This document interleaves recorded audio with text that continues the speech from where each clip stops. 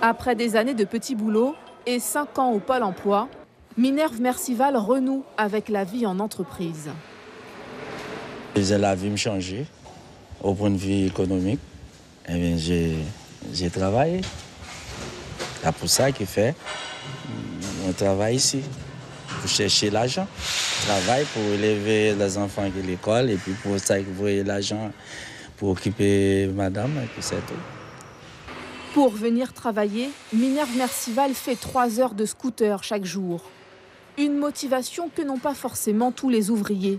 Depuis le début de ce chantier d'insertion il y a 5 mois, 2 personnes ont renoncé à leur CDD, un contrat à durée déterminée rémunéré au SMIC par l'État. Ils perdent la motivation à cause du salaire.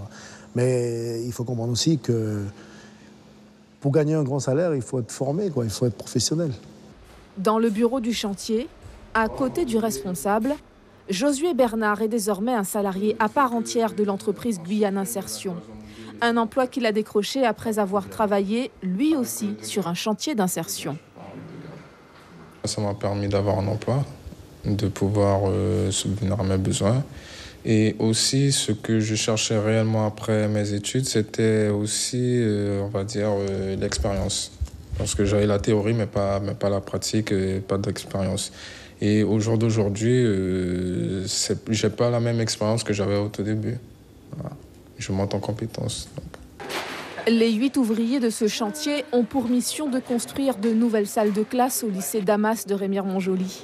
En même temps, ils tentent de bâtir leur nouvelle vie professionnelle. Comme eux, près de 200 personnes travaillent chaque année sur des chantiers d'insertion en Guyane, selon l'association Ancrage, spécialiste de l'insertion sociale et professionnelle.